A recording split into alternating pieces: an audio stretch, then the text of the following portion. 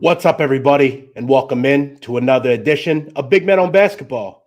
It is Wednesday, December 7th, 2022. I hope you're all having a great day wherever you are. I have to admit, I'm quite excited for this card tonight. I think it's good. And Jim Root, guess what? I'm off a 2-0 night on the show. You love to see it. Jim Root, you're here Thursday usually, but you're here today. It is Wednesday. You can find Jim Root on the Three-Man Weave. He is one of the great basketball minds in America. Jim Root, how you doing? Good to see you. I'm great. Yeah, I didn't have a 2-0 public night yesterday. I had a really good private night, like my own betting, but the stuff we gave out on Three-Man Weave was garbage. So hopefully today the public stuff is good for everybody here. I'll have some winners for you. That's the carefully orchestrated ballet when you do content, right? Trying to, you can't sit there and go over every single game, but you try to give as much opinion as you can, right? Yep. We are here live on the Barstool Sportsbook YouTube channel. If you're here watching, do me a favor, hit that like button, make sure you subscribe. And if you're on Twitter, do me a favor, retweet this show. It is so important, and it is so helpful when you do that. It allows us to grow this show and to continue to bang out spots. Now, Jim Root, last night I had Old Faithful, Houston first half against dreadful North Florida. That has been the gift that keeps on giving. Houston in the first half has been a rocket all year. Yeah, I think the only time they didn't cover first half this season might have been the Kent State game. They were coming off a week of having the flu. So they're just a team that when they're right, they don't have sleepy efforts. So like it's the perfect first half team. They come out, they get all over you, especially when they're at home and teams are not quite ready for the physicality. Yeah, Houston first half is a very fun bet to be on consistently. I want to continue to make it clear, okay, against bad opponents. So let's just say 150 or worse, Jim Root. They have played 6 games this season. All 6, they have been up by 19 or more points in those games. Now, those games are going to slowly but surely go away. However, when you see Houston against a bad opponent, they are going to generally pummel you into submission. Okay, it's just that simple.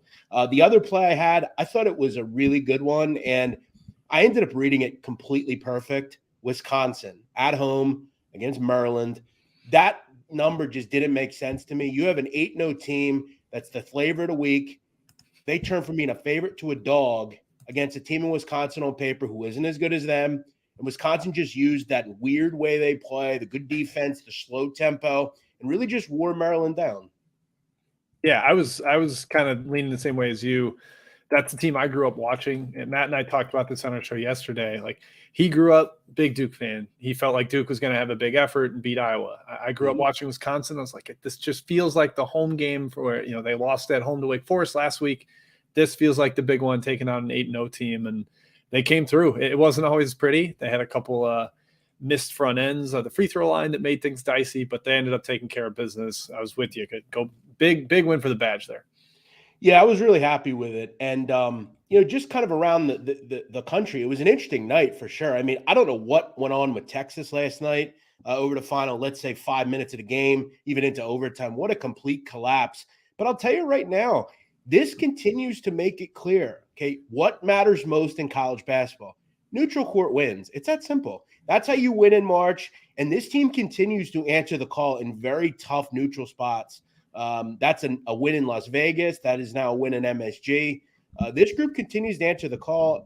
One other one, I thought a really odd effort was what the hell happened to St. Louis last night? I mean, I don't know what the hell that was all about. Just an ugly effort on the road for that group. Yeah, kind of a microcosm of the A-10's whole season. Like, all right, big chance, beatable team, basically a pick 'em spread, and they get demolished. Like that whole league has had huge issues. Looks pretty much like a one-bid league to me at this point. Illinois, to your point, I wanted to just say, I think that team is so much better set up for a postseason run than last year, where it was like Kofi, kind of the lumbering big man. Those teams struggle to make runs in March. This team can play so many different ways. They can play slow, they can play fast, they can turn you over, they can execute in the half court. They've got a ton of depth. They've now had 7 different guys have 17 points or more in a game. Like that is incredible balance for the Illini. They've got some real juice in the postseason, I think. You're going to hear about Terrence Shannon. You're going to hear about Matthew Meyer. You're going to hear about Sky Clark. But I'm going to tell you the catalyst for this team, and I think down the road will be better than Kofi Coburn, is Dane Danger. That is a very good basketball player. Some terrific moves. You look at last night. He gives you 16 minutes, 9 points, and you win by 7 points. So, little things like that, having those glue guys, those perimeter guys, those kids down on the block that can make a move or two and give you some extra stuff, that is very important. One other thing I wanted to let everybody know about, I have talked before how important free throw shooting is, guys, when you cover numbers. Case in point, last night, let me give you a situation. Tarleton State was 19.5-point underdogs. Multiple players did not play for Baylor, big-time players. Jim Root, did you hear what happened? This group lost last night 80-57. What does that mean? They lost by 23 points. Do you know what they shot from the free throw line? God, it was really bad. And they get to the line a ton, too. 16 for 29. Yeah. As 19.5-point dogs, you lose by what? 22? You miss how many free throws? 13 free throws? When you are a team like that, you have to make those opportunities, especially with how many times they go to the line. You will lose long-term betting on bad free throw shooting teams. Let's get into today's card. Some interesting storylines on this card today. Some interesting spots. Let's say hello, Dalton, Rick, Al B, what's up? Someone says Nadu is late, probably getting it in. That is not true. I was not getting it in. For anyone that's not aware, today is the company meeting at Barstool Sports, and I was busy listening to all the great speakers. It's been a big year for Barstool Sports. Stephen Marinello, what's up? No, I was not getting sloppy. Stop with the rumors, bro. Stop with the rumors. Banksy says Nadu doesn't miss. Thank you, Banksy. Brazil out for the season. Brutal for Arkansas. Yeah, listen, I think they'll be able to find their way through, but that is a big loss. Trayvon Brazil out for the year with Arkansas. They are a team, Jim, as you know, that gets better as the season goes on. Yeah, they're deep in the front court. They brought in both Mitchell twins and Jalen Graham from Arizona State, but Brazil is kind of like the unicorn athlete, like, oh my God, shot block, put back dunk type thing. I thought he was big for their ceiling. That's going to hurt them. Yeah, they are deep, as you said. But let's get into today's card. If you have a question or comment, please leave it. We will get to you right at the end, and we'll have some fun here on a Wednesday. One other thing, Nadu, need your content every Saturday morning. I'm hoping next week I'm going to start that. I'm not going to do it this week due to Army Navy, but once football ends, I'll start doing a Saturday show. All right, let's get into today's card. I want to start with this one: Penn State, Michigan State. Jim, there is one thing that I know will not continue. Is it likely that Penn State continues to shoot this well all season? It's a team of good shooters, but as they go into Big Ten play, no, it's going to fall off. They do create good shots. They play a bunch of small balls, so they've got like 4 or 5 shooters on the floor at all times. And I have some concerns about Michigan State right now, which we can get into. But yeah, to your point, they're going to see some shooting regression a little bit. Here's the thing, though. I don't know. They're not completely dynamic or they're not completely dependent on three-point shots. They have been elite. I mean, they're shooting a lot of them every night. And as I've said, that is why their games are incredibly hard to predict because there's a lot of variance in their games. I will make this clear, though, and if you know this offense, you know they are also an elite pick-and-roll offense. This is a very good offensive team. I will say I faded Penn State against Clemson. I was able to get the job done. We haven't seen Penn State since that game, so they got a little time off after an overtime game. I think they can score effectively in this game. If you look at Michigan State, I do like their guard play, but I think they're incredibly poor down low. And I'll tell you one thing, I don't know if Michigan State on either end of the court can utilize that advantage. I mean, I don't really like either big on offense. I don't know if they can exploit Penn State there. I don't know if in the pick and roll they're going to be able to defend. I think Penn State gets what they want. But I got to tell you, I'm a big fan of the guards at Michigan State. They might have the best backcourt in the Big Ten. This might be 2 of the best 3 or 4 backcourts in the Big Ten. Some of the Tom Izzo quotes I thought were really telling after last game. He basically said outright, and I think word for word, he said, my team is dead right now. Like they don't have a lot of depth. They played a ridiculous gauntlet of a schedule, and they're missing arguably their best player, Malik Hall, best front court player for sure. Their guards are really solid, like you said. But Hall, their on-off splits when he plays versus when he doesn't are huge. He's worth like 25 points per 100 possessions to them so far this year. 1-4 against the spread in the games he's missed. I'm leaning towards the Nittany Lions here. I would love it to get down to 3. So someone out there, some whale, go bet Michigan State for me, and I'll take Penn State -3. Yeah, like I said, I'm gonna say one thing, a little PSA right now, and this really has to do with the fact that certain people cannot listen on this show. Case in point, this person, Brent Gabbert, says, how did you go 2-0 last night? You didn't bet Tarleton, Virginia, or St. Louis. No, I did not. I made it very vocal. The only 2 plays I was actually on were the ones I gave you. I try to give as many opinions on games as possible. The problem is, Jim, when you give games out, someone just takes a lean that you have, runs with it, loses, and then they take it out on you. Guys, listen, I've said it multiple times. At the end of the show, I will tell you what I bet tonight. If you don't bet those games and you bet other things, that's on you. We're trying to give you as much content as possible. Sometimes, guys, it's better to just listen, have some fun. We're giving out games. We're giving our opinions. Let's not make this as crazy as some of you are letting it out to be. Yeah, sometimes the fun part is we give all the information and someone's like, I think those guys are idiots. I'm betting the other side. Like, exactly. Go for it. That's cool. Exactly. If you like Michigan State here, right, Jim and I would say on this game would definitely agree with Jim. I think Penn State offensively is really good. I do think there's some concerns with some regression with their ability to shoot the ball so well. But there are some issues inside with this team as far as, with Michigan State. I don't know if they're going to be able to handle this group defensively. Maybe a Penn State team total is in order. But I haven't gotten there on this game. And I think from what you said, you haven't either. Not quite, yep. All right.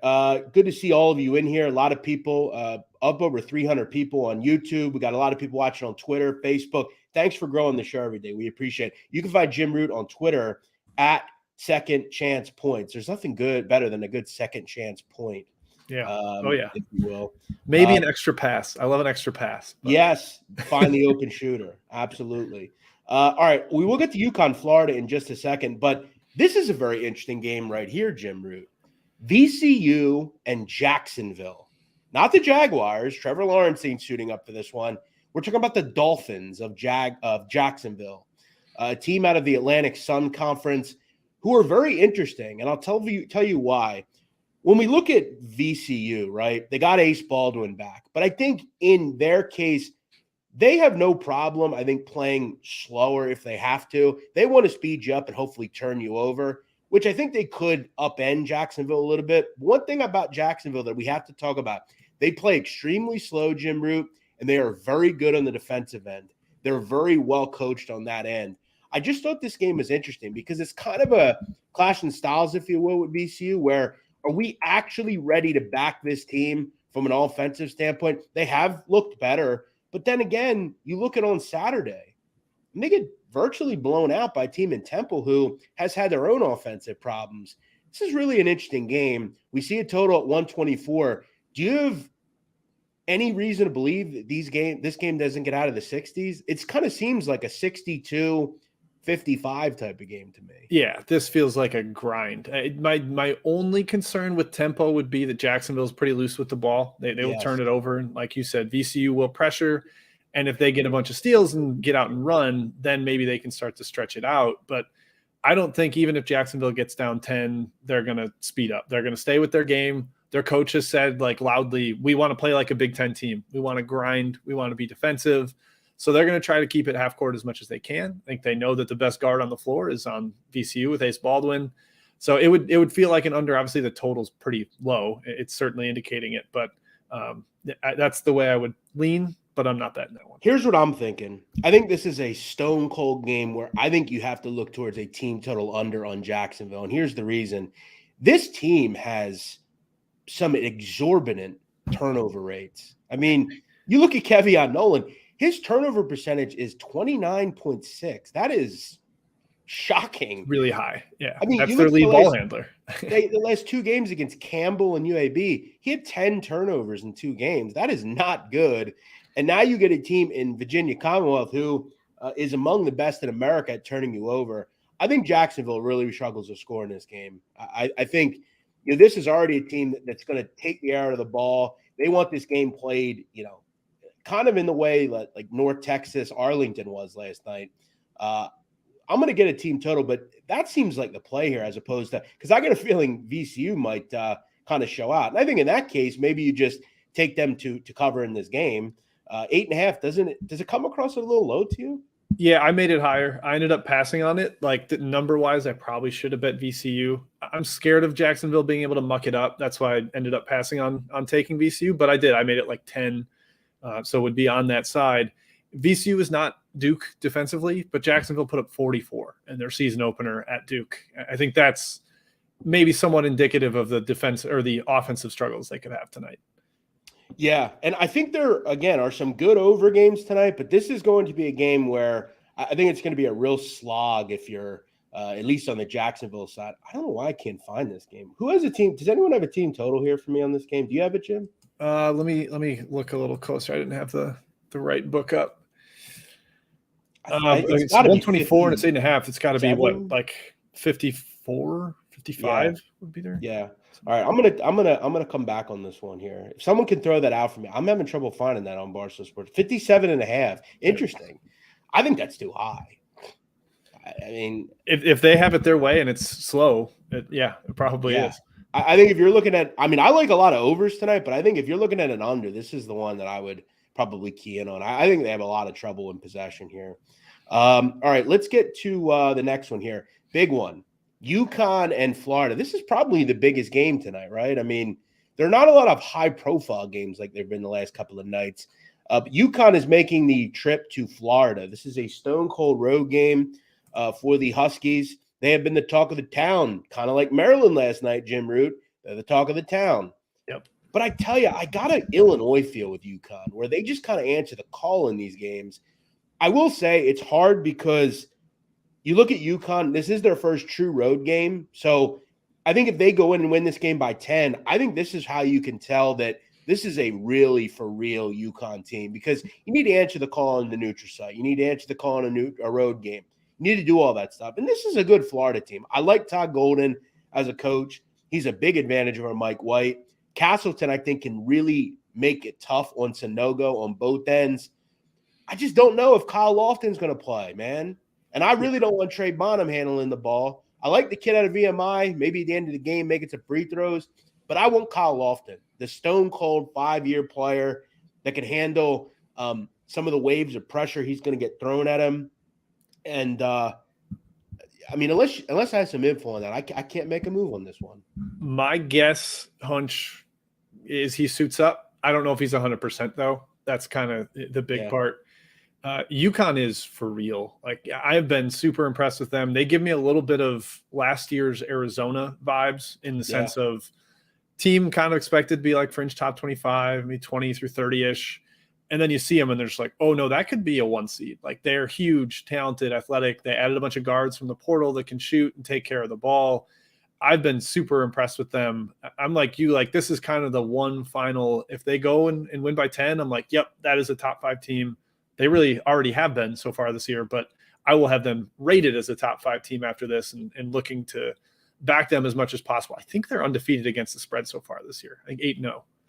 Like I said, I feel like kind of, vibe of Illinois. They kind of just answer the call in these games and find ways. I mean, remember, guys, 4.5 that's not a crazy number or anything. I mean, you win 77-70. This is a solid win for you. Just something tells me, I wish I knew more about Lofton. I wish he were healthy. And remember, this is also a good time to go to Florida. I don't believe students are there, or maybe they're back. I don't know if it's going to – they're back by now, right? I mean, off of Thanksgiving. Should be, yeah. And still like probably around finals, getting close to finals time right now. Yeah. So it could be a little more reserved, but it's a tough one. All 3 of these games we've discussed so far are tough. I think the only maybe lean I would have would be Jacksonville's team total under, if I'm being honest. This is an interesting one. Purdue and Hofstra. I got to tell you, did this line strike you as a bit high? I mean, I like Hofstra a lot. I mean, I like Purdue. They're the best offense in America per Ken Palm as far as efficiency, but we're kind of rating Hofstra like their high point or something. No, I mean. Yeah, so a couple things on this one. Hofstra's key forward, Darlin Stone Dubar, only played 3 minutes last game. I think there's a sense from the market that he's out. Yeah. And I do know that one of the rather large betting groups in the world of college hoops released Purdue as a play. So I think that has a big thing to do with this getting steamed up. But you know what, Jim? I'm gonna throw something back at you. There were tons of large betting groups the other night on San Diego State too. Oh yeah, they're wrong all the time for sure. Yeah, but I think you're stone cold right as to why this number is where it is. And here's what I'll tell you: there's 2 things that if you're Hofstra, you have to worry about.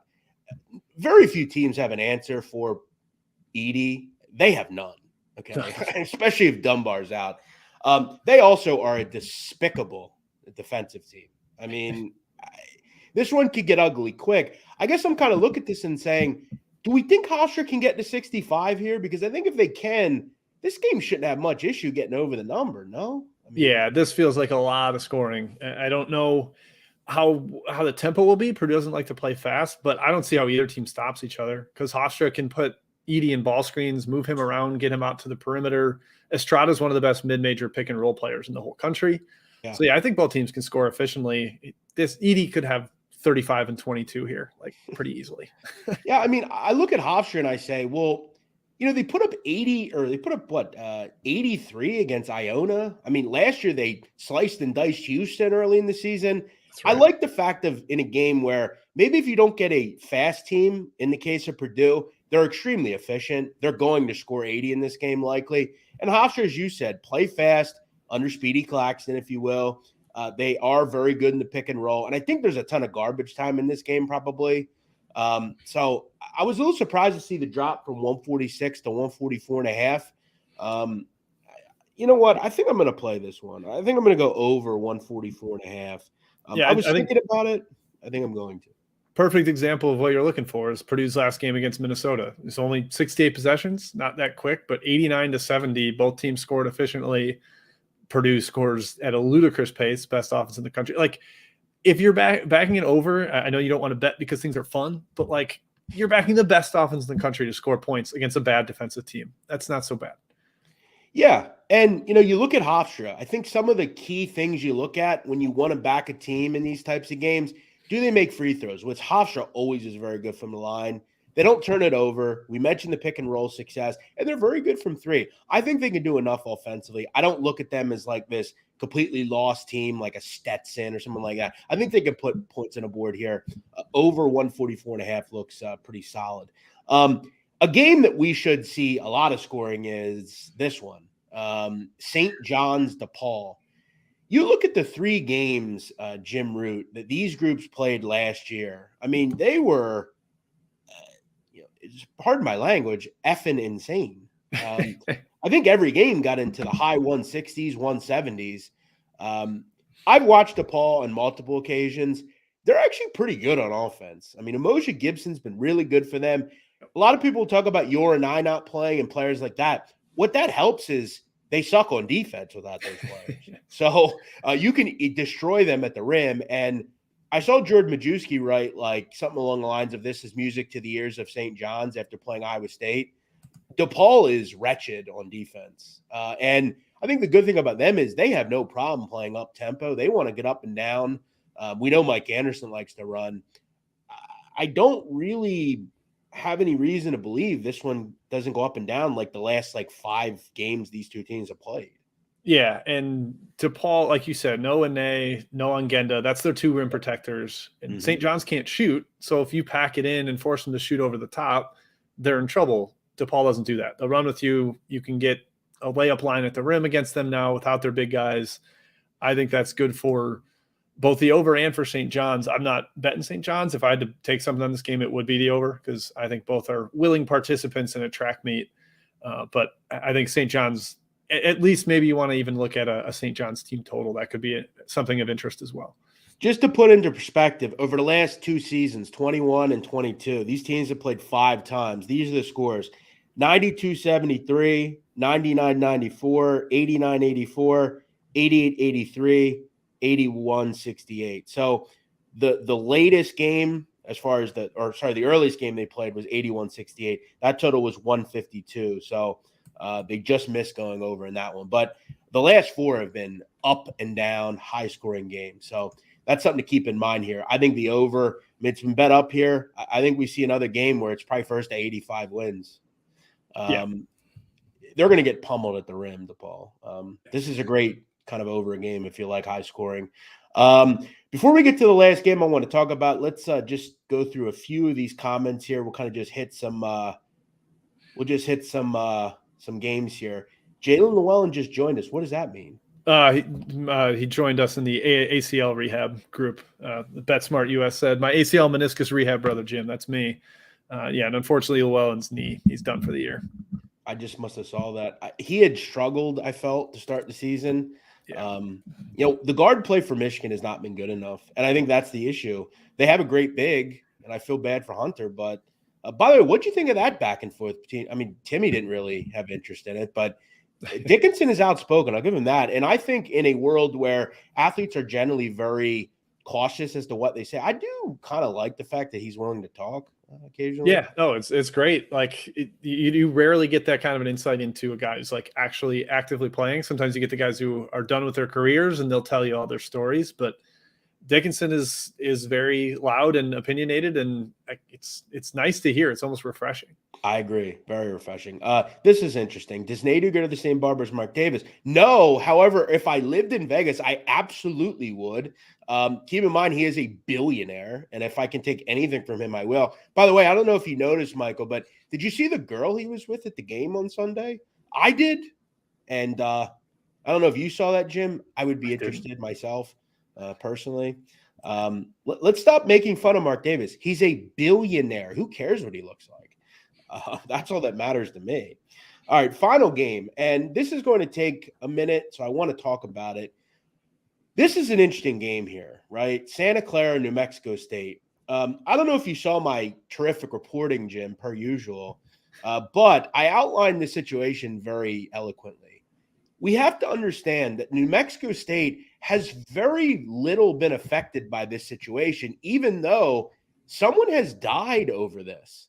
And if you haven't heard, in very quick terms, one of the players in New Mexico State, Mike Peake, on November 19th was involved in being set up by a woman at New Mexico's campus. They were on some sort of date. He was approached by 3 males. The males attempted to assault him and then shot him in the leg. He returned fire and killed one of the assailants. He then was picked up by 3 teammates and taken to the hospital. The problem in all this was Mike Peake was suspended pending an investigation, which I think we'll find out it was self-defense. However, we can't allow him to play, and he's obviously shot in the leg, so that wouldn't happen anyway. The 3 teammates that were involved in this, one of the big issues in all this is multiple people have been involved with taking the gun off the crime scene and moving it around, which, if you know anything about any sort of death investigation or anything, it's not ideal to take the gun and then pass it through multiple people. The coach has been involved, allegedly. He spoke to the police. I saw the assistant coach. The thing about this, though, in this game is 2 out of the 3 players have played regularly, and they've been very important to this team. On the surface, it really hasn't affected them too much. New Mexico State's actually been a very solid team to start the season. They've got the second best 3-point percentage in America. They have a couple of losses. They lost to UTEP, but also beat UTEP. Lost to UC Irvine. We haven't seen them a whole lot, and they do have 2 non-Division I wins, but I think this is a pretty solid team, and I'm going to make it clear that I don't think New Mexico State is 6.5 points worse than Santa Clara. They still have Xavier Pinson, who I think could be the best player in the court in this game, and I don't think Santa Clara is very good on defense. I think this game, if anything's close. I think we have to peel back the onion and realize when it comes to basketball, this team actually hasn't been that affected by it. Yeah. Well, you could also, like, for me, I was kind of scared of this game because I don't know how much it's going to affect them in this one, especially because the new report about the gun came out between their last game and this one. And one of the guys, Anthony Roy, is not traveling with the team. He got left at home, so maybe missing him. He's been solid, not a starter, but a contributor for them. There could also be like a circling the wagons kind of thing here. It's like, look, we're all in this together. Our teammate went through this. The coaching staff was involved and went to bat for the player in the investigation. Maybe that actually is like a rallying cry, because if there was nothing going on here, 6.5 is way too many. I think these are a lot closer to equal on a neutral. There's a chance New Mexico State's even better on a neutral court. It does feel like there's some shading in this line, expecting New Mexico State to be worse than normal, and maybe they won't be. I think the truth is, and I'm just being honest. I mean, from what we know about this situation, no one really did anything wrong. I mean, the only people that did something wrong were the people that accosted Mr. Peake. I mean, Mr. Peake defended himself in a self-defense situation. I mean, it probably was dealt with a little poorly, but remember, these are young kids. They were probably panicking. The kid had his tablet. He thought, I don't want to leave my tablet that I probably paid for. I'm going to just grab it. And they grabbed the gun and drove to the hospital. You do things quickly, I'm sure, in those situations. I think you're right, though. I think to me, it seems like a situation where they're going to kind of rally around the team. They're kind of in it together. And I think, in essence, I feel like Mr. Peak has gotten kind of a bad rap here. I think we're kind of outlining him as this criminal and stuff like that, but he was really just on a date, and I think he got set up, if what we've heard is true. Yeah. So hopefully he makes a recovery here. Yep. Weird situation there for sure. Yeah. Cody AV, what's up, my man? But yeah, in case in point, I'm going to rock with New Mexico State in this one. I think they're, as you said, I don't foresee them being 3 or 4 points different, let alone 6. I think we're taking way too much on this whole thing. And I mean, other than 4 or 5 players being suspended at this point between now and the game, I think this is a pretty good bet, man, to be honest. So yeah, I'm going to rock with it here. All right, Jim, let me ask you. There's a game that I wanted to kind of delve into just a little bit. Texas Tech, they're playing Nicholls State tonight. Another team that gets absolutely torched on defense is Nicholls State. They will not put up any sort of wall. They allow you to just kind of lay up line if you want. Texas Tech's team total is only 80.5 in this game. In every game against high-end competition, Nicholls has gotten pummeled on defense. Why is this? I feel like they get the 90 here. I mean, yeah. What am I missing on this? Texas Tech, they don't play fast, but they could play fast here because when it's that easy to get a layup like it has been against Nicholls so far this year, you just take it as soon as it comes. You don't have to sit around and wait. So I see that Texas Tech hasn't scored more than, 78 is their season high so far this year, but they haven't played a defense like this. Like this, right? Yeah. This is by far the worst one they played. I feel like if you're completely engaged in this game and there's no look ahead or anything, I feel like this is a game where you can just kind of roll the ball out there and hit 80 points. Nicholls is a solid team. They play fast and have a good time, and they're good on offense generally, but they just really struggle against these types of teams. Arizona put up 117 on this team. I mean, yeah, this is a weird comparison to make, but Nicholls is a little like Gonzaga. Hear me out. The last 2 years, they had an awesome shot blocker named Reggie Lyons, and he's gone, and they don't know how to play defense without him. Just like Gonzaga is figuring it out without Chad Holmgren, and they're not very good defensively. Like, that's the way Nicholls is. Like, they're so used to funneling things to the rim, and now there's nobody to stop people there. So that's kind of their problem. You look at quality opponents even last season. Baylor put up 89, Oregon State 80. Oregon State sucked. They put up 83. Purdue put up 104. I mean, this team sucks. I mean, on defense for sure. I feel like they can roll the ball out there and get 85. I think that's a good one to take a question on. Jim, what games do you have your eye on tonight? I like a couple of unders. That's where I'm ending up here. One of them is Ball State, Eastern Illinois. Ball State's been kind of a team I've had mostly circled for unders because of their coach's background. He played for Bobby Knight, was a Mick Cronin guy. So slow it down, half-court execution. And now they play Eastern Illinois, who's coached by Marty Simmons, who's like the master of the motion offense, like really slow, kind of figure out the system. They're also inefficient because they have a lot of new pieces in there. I think this turns into just like a half-court street fight. EIU played a game against Illinois State that was 53-49, and I think we see something kind of similar in this one. So I saw a game, speaking of unders, I bet a couple of weeks ago Campbell and Jacksonville under. I think it was 62-43 or something. Yeah. I mean, is that any different tonight against Evansville? I mean, Evansville plays a little quicker, but they are so bad on offense. I mean, Campbell's without Cavallero. I mean, I feel like that's a dead nut under. I also thought, SIU, Indiana State's an interesting one because you have a team that wants to play super fast under Josh Schertz at ISU, and then you have a team in Carbondale at Southern Illinois who are very good on defense. It's Larry Bird's birthday, I believe. Oh shit! There you go. That's a reason to back the Blues, ISU Blue. Kind of a clash in styles, though. There. Yeah. Oh, huge clash. That's like the tug of war. Whoever wins that, you'll probably have either an easy over or an easy under. Like I doubt it settles right around the number because one of those teams will control the pace.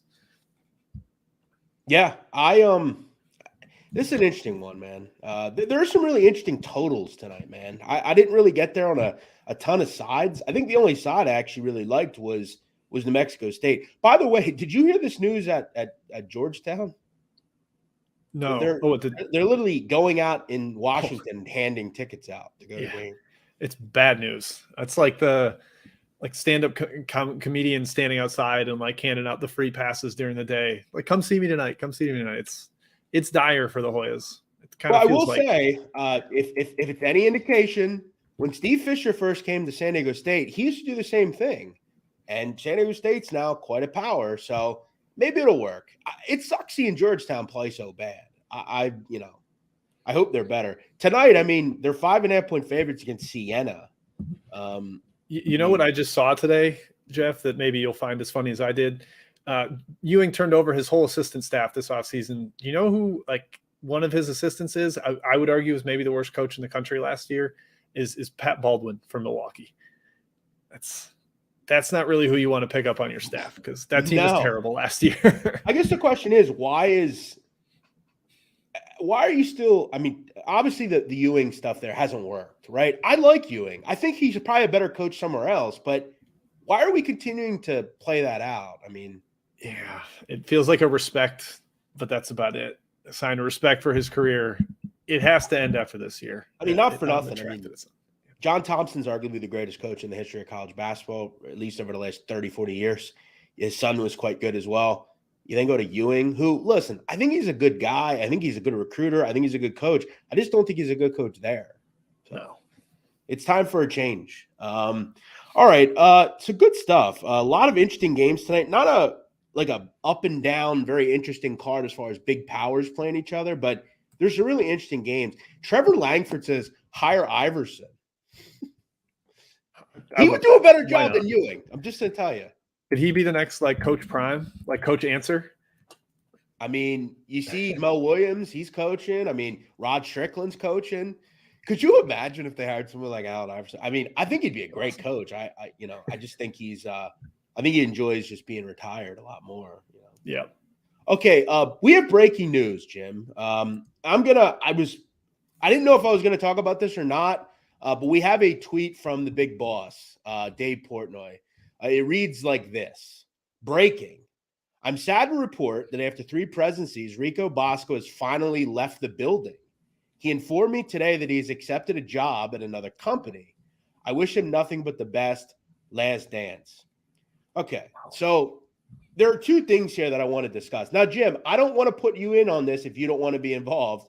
We can leave you off. I just thought I'd make you aware of the news. I'm afraid to say anything. How about that?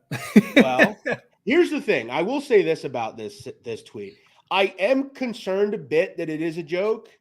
That said, I'm not going to lie. I told Jim, I received multiple texts from people inside that this is true. Again, we had a company meeting. I've heard it. There's been jokes made. Who knows? But if it's true, good luck to him. That's all I'm going to say. I'm not going to dance on people's graves. I'll let that happen at another time. But just wanted to put that out there. Will you miss butting heads at all? No, I hate Rico Bosco. Okay. I've tried multiple times to put a hand out. I've been spit in the face, basically. So, no, I think he is a guy who needs massive help. I think he needs to grow up. And listen, I hope maybe a change of scenery will help him. It'll be nice to go to that office and not have to deal with little children like him. But hey, good luck to him. I don't know where he's going, but I guess we'll have to wait and see. Jim Root, how's everything with 3-Man Weave? I love you guys. You guys are great. Some of the best in the business. Appreciate it. Yeah, no, things are going well. Kind of plugging along with our daily show and we write for Action Network some and hop on other stuff when we can. VSiN, this show, happy to do it. So yeah, it's the Weave. It's college basketball. Just getting through the dog days of December before we get to conference play. Yeah, I always look forward to the first of the year because college basketball is really hard in a non-conference, man. I mean, there are so many landmines. I keep everything to a half a unit until we get to January 1st. So yeah, I'm looking forward to it myself. College football is kind of wrapping up, and NFL as well, and it's allows us to focus. So, Jim, good to see you. Follow Jim on Twitter at Second Chance Points. Check out everything the three-man we've got going on. Throw us a pick for the people. You're going to go with Ball State, Eastern Illinois under? Is that what you're going to rock with? Yep, and I'll give them a second under. Why not? Denver, Sacramento State under. Rematch from this season. Think that one stays slow and ugly in their rematch because they already played I think 3 weeks ago. So I think that one's a grind as well. Very good. Generally, the Summit League is a shit show, but Denver is not good. So, Jim, good to see you. We'll see you next week. Have a good rest of the week, bro. Sounds good. Appreciate it. Thanks for having me. Yeah, good to see you as always. Jim Root from the three-man weave. You can follow him on Twitter at Second Chance Points. All right, guys. So let's talk about this. I mean, yeah, good. Bye. See ya. Don't let the door hit you on the way out, pal. Listen, I don't know what else to say, man. I mean, this has been a long-standing thing, right? I mean, this has been something that I have tried to move on from. We haven't been able to move on from it, and it's not because of me. I've tried to do everything in my power to bring revenue with him and I to the company. Again, I've said before, I think, a Men of Honor show would have been great. But it also, doesn't mean that, he doesn't want to work with me. And it's really difficult. This is an individual that has made things very hard for me during my time, the first time at Barstool.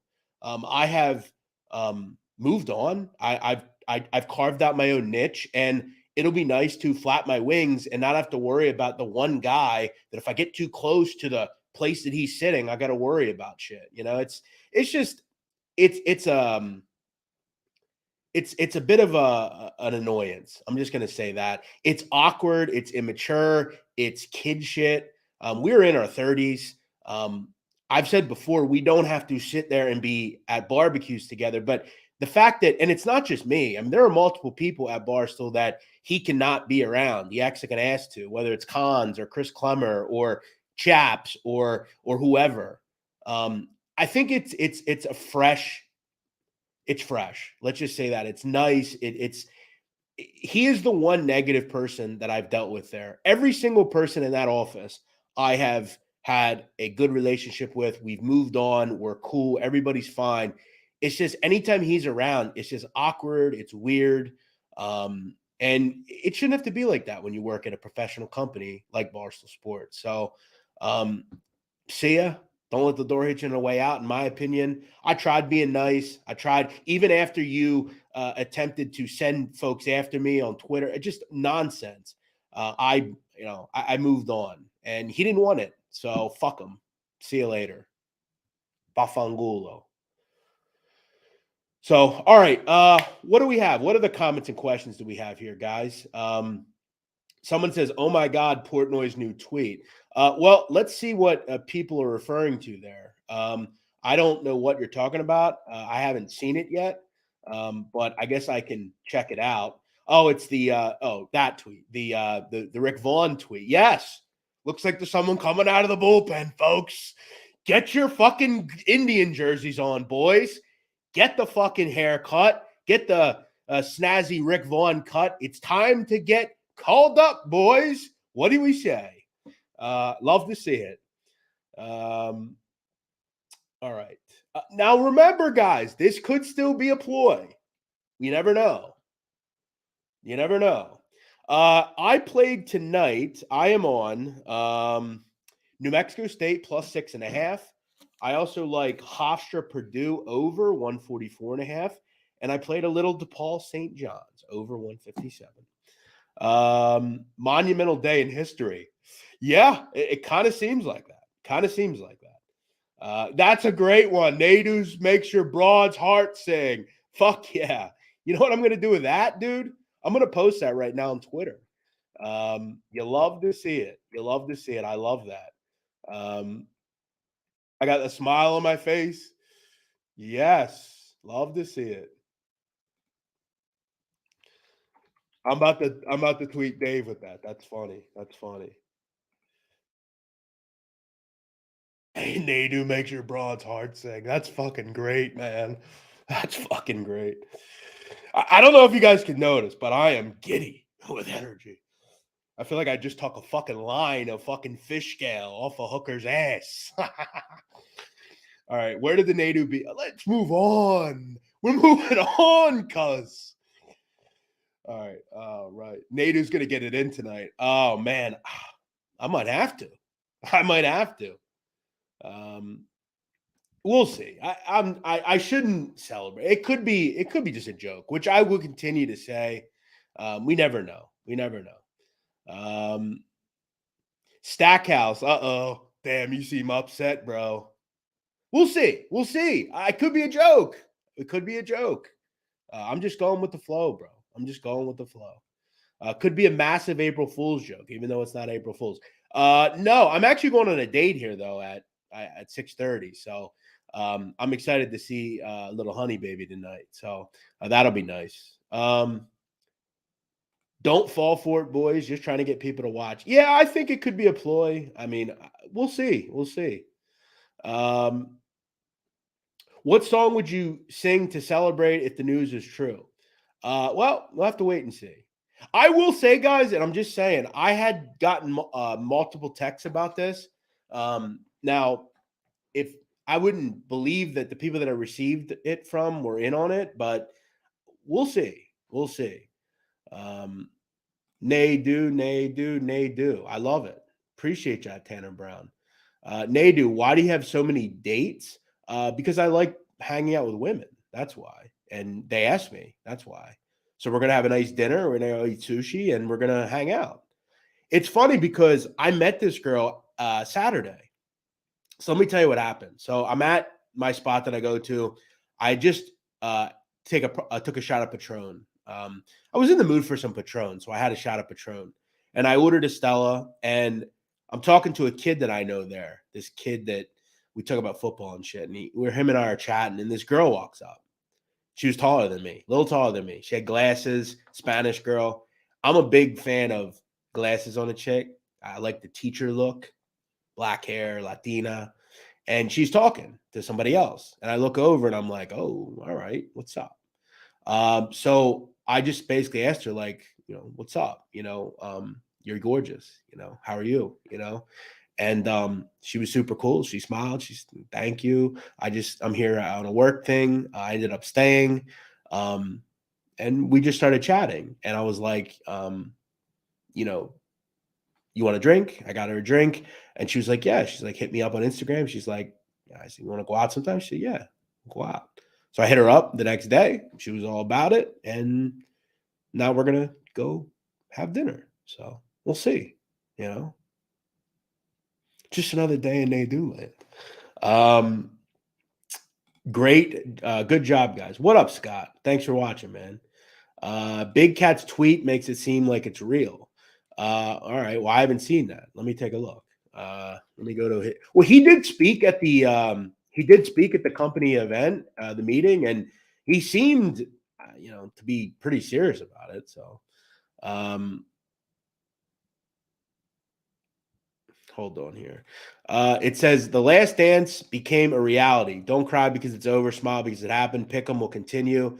We now have a vacancy we'll be filling for next year. My promise to listeners is we'll make it the best show ever. There you go. Listen, guys, here's what I'll tell you about my future at Barstool Sports. My future is only going to get better and better. Over the next 6 months, I'm really going to take a strong look at how I can become even better than what I'm doing. The sit down is a wagon. It's done a great job, but I believe I can do much more at Barstool, and I am going to do what I can to make it happen where I am with either Dave or Dan on a regular basis. I want to take my abilities to the next level. There are multiple things that I want to do in addition to sports, with some certain original content. I believe the sit down is a hit. I mean, we've done interviews that are incredible. I think they're the level of stuff you would see on any of the great podcasts out there. I mean, we have guests that are incredible, quite frankly. Today's guest is wild. I mean, ambushed by a drug cartel. His partner was killed. May he rest in peace. I mean, this show, I'm doing a show tonight on the Idaho murders. I mean, this is something that is a void at Barstool. They have the case, which is a very cool show. It centers on one case every couple of months. I want my show to be more about what is going on in crime on a daily basis. The RICO cases, the mafia, the drug trade, cartels, rap beefs, crime, organized crime. And that is something that no one is doing at Barstool, speaking to the most interesting people really ever in crime. I've spoken to Sammy Gravano. I've spoken to ICE agents, DEA agents, federal judges, people that have done 25 years in prison. I want to go into prisons. I want to go into drug labs. I want to go into seeing how certain shit is made. I want to do all that stuff. So for me, I need to, and again, I've said before, one of my very close family members is sick. And I'm hoping that what is going on with the person, I'm hoping that it continues to go the way it is. But I'd like to, do whatever I can to, advance my career. And I think, being at a location every day is helpful for it. So we'll see. We'll see what the future holds. But I think there's more to me than just, I love you too. Thanks, bro. There's more to me than just some of the things that I've done so far. So we'll see where it all goes. But I think March Madness is going to be big for me. Really kind of leading the charge there. Doing more stuff like we did at the Invitational where we're doing shows. And I said, I think a really cool show would be some sort of maybe a month-long March show with Jeff Lowe, me, and maybe Walker, or whoever else. I'd like to do some sort of pick 'em with Dave and Dan for the show.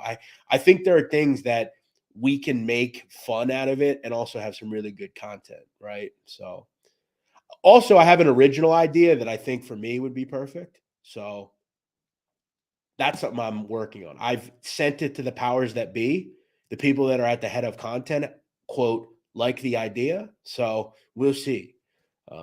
So I hope, I continue to win people over. Again, I know that there's times where maybe you didn't like me or you didn't like what I was doing, but I love doing my shit and I like providing eloquent content and also funny content, having a good time. I'm well-rounded, I believe. So, plus we can break down, Siena, Georgetown, and Jacksonville and all that sort of shit. So, all right. Would you revive Barstool Bench Mob? Your insight would be fantastic and helps steer the content. To be honest, I actually reached out to Jake Marsh about maybe doing some sort of content. He had mentioned that he is getting back into broadcasting and that sort of thing. And in essence, said he had a lot going on. So I would love to do something with Jake. I think he's a very talented guy. I think him and I would do some really good stuff, but I'm down to work with anybody, on anything.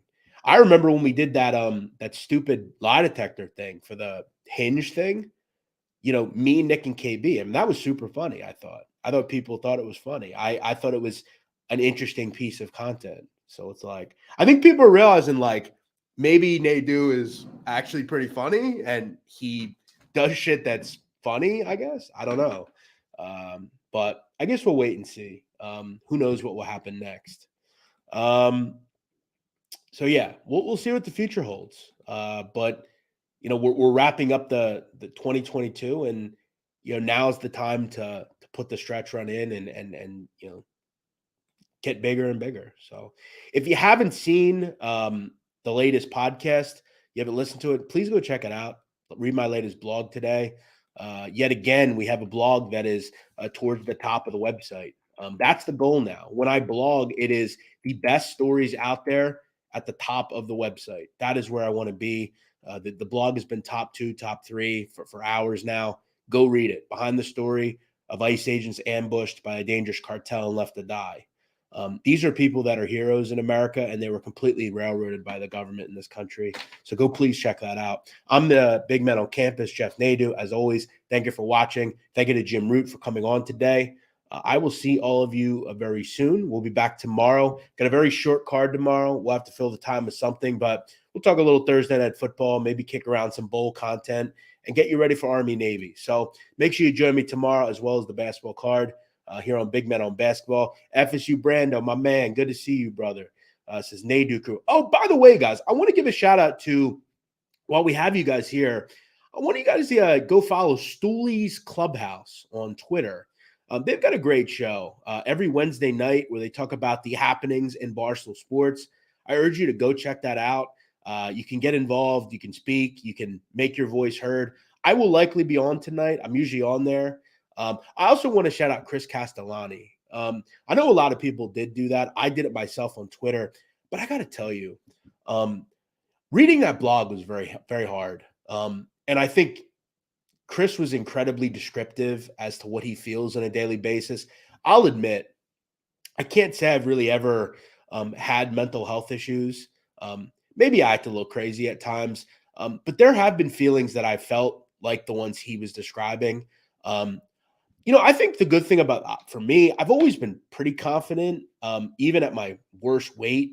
But it seems like Chris has some real demons, and he's a great guy. I'm really happy that he's recognizing that he needs to go get some help. And I think he's going to come out and be a really, just a better person, man. So that was hard to read. I really felt bad for him. And I really, I think at times, I think we all have those problems, and we need to understand that by you continuing to put it under the rug, that is only destroying you even worse. And it can lead you to do some very bad things. It can lead you to do something bad to yourself. And it can learn and take you to places where you're destroying relationships with the people that are most close to you. So good for him for going and getting help. And I know he's going to be, 10 times the man that he was when he gets out. He's a really smart kid. He's a guy that has compassion, and that was hard to read, man. It really was, because I've never really felt those sort of things.